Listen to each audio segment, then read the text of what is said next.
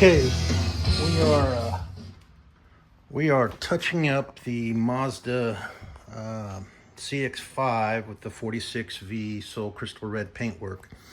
What we had is we had some stone chips on the hood, and you apply the paint, well, it always will set high. So you let the spot dry, and then you sand with 2500 and 3000, and you make it smooth as possible. It's not going to be perfect, but it's going to be really good. But now look what you've done. You've made a bunch of sanding marks all over your car.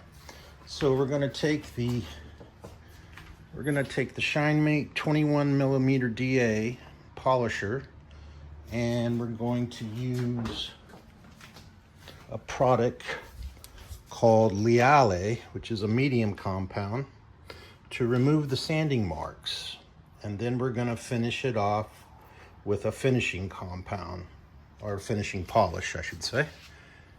So that's how you properly touch it up without leaving those little orange dots that are raised up and very visible.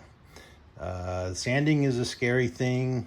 You wet sand it, keep it wet, use a very light touch, and you got to use the right tool. So the right tool is called a denibbing tool.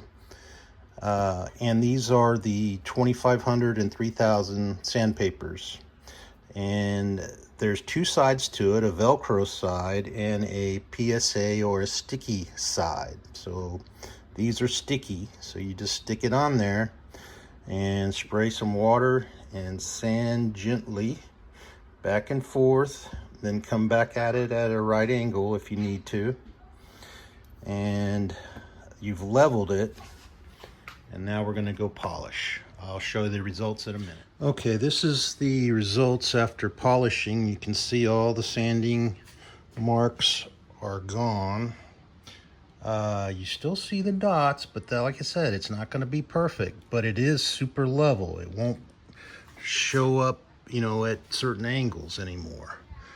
So now we're going to hit it with a special shinemate 9mm DA with perfect finish to finish it off. Okay, so this is like my favorite tool of all time. It's a 9mm DA by shinemate. I use it for finishing. I'm working with a Shoals spider pad, 5-inch, speed 4. This has got to be the smoothest machine ever. And man, does it pop the gloss. Love it. So this is finished up. So we got, they call this a tri-stage. It's actually an 8-step elaborate Mazda process, but it is tinted clear coat. And so I did okay on about 11 of the 12 touch-ups, but this one right there, I went a little too much on the sanding. I mean, it's perfectly smooth, but you got into the tinted clear coat, so it's just a tad brighter than the other spots. So live and learn. Mazda 46V is not ruined or anything. In the sunlight it'd be undetectable and no one's gonna notice it except me. But other than that, it came out really good. Thanks for watching.